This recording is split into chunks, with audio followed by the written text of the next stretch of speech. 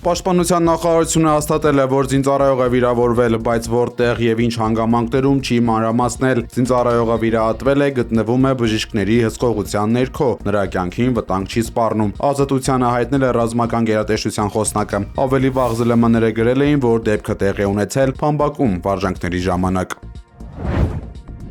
Ձեր լիդերի մասին մտածեք ու տեղից էլ վերվեր չթռնեք ելույթների։ Երևանի ավագանու նիստի ընթացքում ծեծկրտուք է եղել, երբ փոխքաղաքապետը ընդդիմադիրներին պատասխանել է փողոցային բառապաշարով։ Արա լսի այդտեղ են, դու ես այդտեղ արա, հանգստացյոտ դավայ ստուց։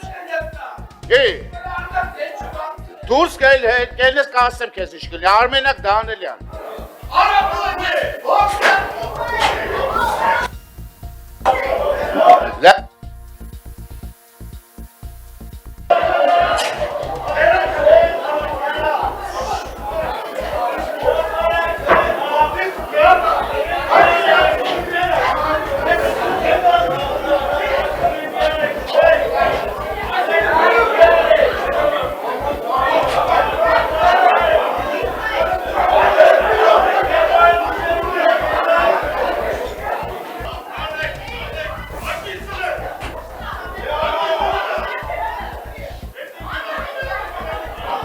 Նիստը դադարեցրեք 30 րոպեով։ Երևանի քաղաքապետ Տիգրան Ավինյանը քաղաքապետարանում ծեծկրտուքից հետո նման բարձի թողի վիճակի համար ներողություն խնդրելու փոխարեն խոսել է ընտրություններում իրենց հաղթանակի մասին։ Փաշինյանի ոճով ընդդիմադիր ուժերին սպառնացել, ասելով մեջբերում կաշիներդ քերթվելու է։ Եթե օրինակ կենտրոնական ընտրական հանձնաժողովը այդ ուժերին հաներ ընտրապայքարից 5 տարի ողջ լաց եւ ոռնոց էինք լսելու այն մասին, որ այդ ընդդիմադիր ուժերը գալու էին, հաղթելու էին եւ մենք դա նրանց թույլ չենք տվել։ Այ հենց այս սենց պետքա ընտրակաշառքով փորձը կատարեիք, գնայիք գլխով պատին խփեիք, գլուխները ջարդեիք ու հիմա էլ կաշիները քերթվելու է։ Բոլորինը, բոլոր ընտրակաշառք բաժանողներին։ Արմավիրի մոտակայքում վառելիք տեղափոխող բենզատարը բախվել է գնացքին։ Դեպքը տեղի ունեցել ժամը 11:55-ին Դալարիկ կայարանում։ Գնացքին բախվելու հետևանքով մեկ անձ հոսպիտալացվել է։ Քաղաքացին վնասվածք է ստացել գլխի շրջանում։ Վիճակը միջին ծանրության է։ Կյանքին վտանգ չի սպառնում, հայտնել են առողջապահության նախարարությունից։ Քրեական վարույթ շրջանակներում Վաղ առավոտյան իրավապահները խուզարկել են Հայ հեղափոխական դաշնակցության գերագույն մամլի ներկայացուցիչ Իշխան Սաղաթելյանի բնակարանը։ Հայաստան խմբակցության падգամավոր Գեղամ Մանուկյանը հայտնել է, որ իրեն եւ փաստաբան Սերգեյ Հարությունյանին թույլ չեն տվել մտնել ներս։ Քննչական կոմիտեից էլ պարզաբանել են, որ խուզարկություններն իրականացվում են քրեական գործի շրջանակներում։ Ավելի ուշ Սաղաթելյանն է մանրամասներ հայտնել լրագրողներին, նշելով, ըստ իրավապահների խուզարկությունը վերաբերում է ԴՀԿ-ի պարտավորությունները չկատարելուն։ Նաեւ հավելել է, որ առգրավվել են տանը եղած զարդերն ու կանխիկ գումար։ Ես ընդհանրապես կարամ ասեմ, սա հերթական 7 տարիների հերթական հետապնդումն է, հերթական ապօրինի գործընթացն է, ԴՀԿ-ին ներգրավել են մի հատ process-ի մեջ, ԴՀԿ-ին շուտ պահանջներ ներկայացրել ապօրինի, այդ շրջանակներում դիմել ենք վարչական դատարան զուտ տարական իրավունքները պաշտպանելու համար։ Այս ընթացքում շատ արագ դատախազությունը գործահարույց է, ուղղակի քննչական, վարույթ նախաձեռնել, ասես մի հատ process է։ Վաղը Վաշինգտոնում ԱՄՆ կոնգրեսի շենքում տեղի կունենա միջազգային համաժողով նվիրված Հայաստանի կողմից իրականացված ադրբեջանցիների էթնիկ զտմանը, հայտնել է Ազատություն ռադիոկայանը, հղում անելով ադրբեջանական ապագործակալությանը։ Լրատվամիջոցի փոխանցմամբ ծրագրված հավաքի կազմակերպիչը 2023 թվականին Ադրբեջանի կողմից ստեղծված Բաքվի նախաձեռնող խումբն է։ Ադրբեջանի կողմից ֆինանսավորվող այս կառույցը իր գործունեության սկզբնական շրջանում հանդես էր գալիս ֆրանսիական գաղութատիրության դեմ պայքարի դիրքերից։ Հետագայում խմբի գործունեության թիրախում էին հայտնվել նաև Հնդկաստանի իշխանությունները։ Վերջին ամիսներին Բաքվի նախաձեռնող խումբն իր գործունեության հիմնական շեշտը դրել է խորհրդային Հայաստանում բնակված ադրբեջանցիների էթնիկ զտման թեմայի վրա։ Ադրբեջանական ապագործակալության փոխանցմամբ Վաշինգտոնում կանալիք համաժողովի մասնակիցները քննարկելու են Հայաստանից նախկինում արտաքսված ադրբեջանցիների վերադարձի հարցը։ Օրակարգում ընդգրկված է նրանց սեփական բնակավայրեր անվտանգ եւ արժանապատիվ վերադառնալու իրավունքի պաշտպանությունը միջազգային հարթակներում մշտապես պահելու անհրաժեշտությունը, հաղորդել է ԱՊԱ-ն։ Եվրահանձնաժողովի նախագահ Ուրսուլա ֆոն դեր Լեյենը եւ ընդլայնման հարցերով հանձնակատար Մարտա Կոսը հաջորդ շաբաթ հուլիսի 1-ին ծրագրում են այցելել Հայաստան, հայտնել է Պոլիտիկոն։ Այցը դիտվում է որպես Եվրոպայից աջակցություն, երբ Հայաստանը փորձում է հեռանալ Մոսկվայից եւ խորացնել կապերը Եվրամիության հետ։ Սա կլինի ֆոն դեր Լեյենի երկրորդ այցը Երևան վերջին 2 ամսվա ընթացքում։ Այս ուղևորության ֆոնին չեղարկվել է հուլիսի 1-ին նախատեսված Եվրահանձնակատարների կոլեգիայի նիստը, հետաձգվել է մի շարք կարևոր օրենսդրական նախագծերի ընդունումը։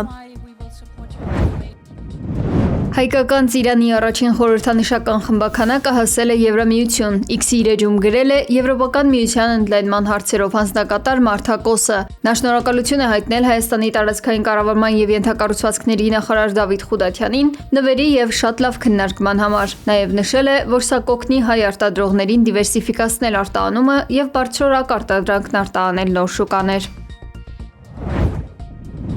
Զվարթնոց օդակայանում ազգային անվտանգության ծառայության սահմանապահները 2 հոգևորականի չեն թողել մեկնել Ռուսաստան, տեղեկությունը հաստատել են Մայրաթորից։ Հոգևորականներից մեկին 25-օրյա վարժանքներին մասնակցելու ծանոթագիր են տվել ու այդ հիմքով մերժել նրա մեկնելը։ Թե մյուս հոգևորականին ինչու չեն թողել լքել Հայաստանը, հայտնի չէ։ Նրանք Վորոնեժի եւ Իժևսկի հայկական եկեղեցիների հոգևոր սպասավորներն են։ Պարզվում է մոտ 10 օր առաջ նույն թեմի հոգևորականներից мեկին եւս նույնաբովանդակ ծանոթագիր են ներկայացրել, բայց նա դիմել է Զինկոմիսարիատ եւ կարգավորել հարցը։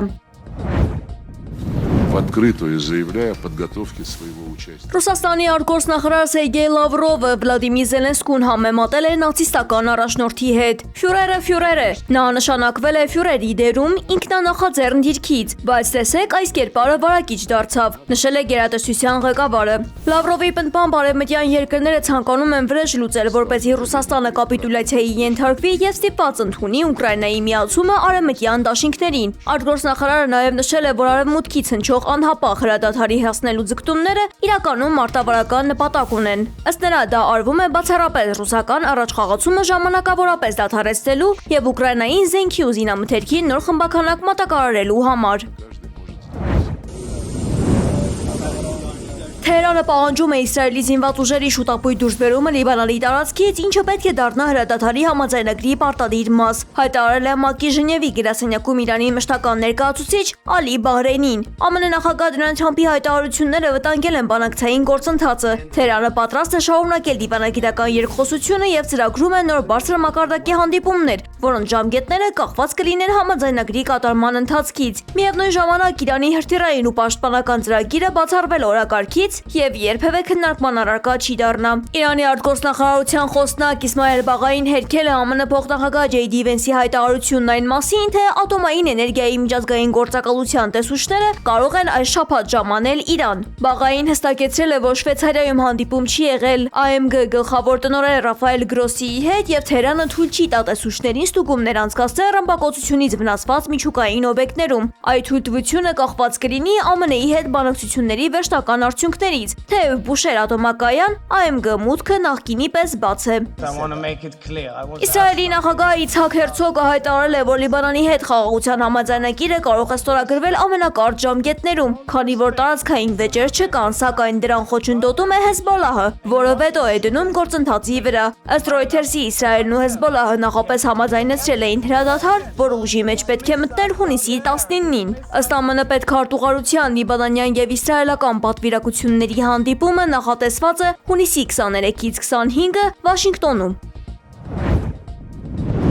Իսրայելն ամերիկյան դրոշի հերթական աստղը չէ, հայտարարել է Իսրայելի ազգային անվտանգության նախարար Իտամար Բեն Գվիրը։ Նրա խոսքով Իսրայելի վարչապետը անկախ ղեկավար է եւ չեն կարող լինել իրավիճակներ, երբ մենք գործենք ինչ-որ մեկի թելադրանքով, նույնիսկ եթե նա իրոք մեր մեծ ընկերն է։ Բեն Գվիրը բացահայտ անվստահություն է հայտնել լիբանանյան կողմին, նշելով, որ Լիբանանի կառավարությունում կան Հեզբոլահի հետ կապ ունեցող նախարարներ եւ երկիրը խմբավորման նկատմամբ վարել է թույլ, պտտվող դռների քաղաքականություն։ Իսրայելցի պաշտոնյան նաև հայտնել է, որ ԱՄՆ փոխնախագահ Ջեյ Վենսի հետ ունեցած զրույցում ասել է, որ այս իրավիճակում լուծումը այսօրվա նացիստների հետ այնպես վարվելն է, ինչպես իրենք են ժամանակին վարվել նացիստների հետ։ Նկատի ունենալով երկրորդ համաշխարհային պատերազմի փորձը, երբ ԱՄՆ-ն ու դաշնակիցները նացիստական ռեժիմը ենթարկեցին լիակատար ռազմական ջախջախման, առաջնորդներին կանգնեցին դատարանի առաջ եւ ամբողջությամբ արմատախիլ արեցին նրանց գաղափարախոսությունը։ Տիպոտինկա ստրոյտ մինտեսնես Լիտվայի կառավարությունը վարչապետ Ինգա Ռուգինենեի գլխավորությամբ հրաժարական է տվել։ Հայտնի է նաև նոր ղեկավարի անունը սոցիալ-դեմոկրատական կուսակցության առաջնորդ Մինդաուգա Սինկյավիչուսը։ Նա անցած շաբաթ հայտարարել էր, որ համաձայն է ստանձնել վարչապետի պաշտոնը եւ ձևավորել նոր կառավարություն։ Վերջին ամսում Լիտվայում կոալիցիոն ճգնաժամ է հասունացել։ Իշխող սոցիալ-դեմոկրատները որոշել են կառավարությունից հեռացնել Նեմանի արշալույս կուսակցությանը եւ այն փոխարինել Հանուն Լիտվայի կուսակցությամբ։ Կոալիցիայի փոփոխությանը զուգահեռ կփոխվի նաեւ կառավարության կազմը։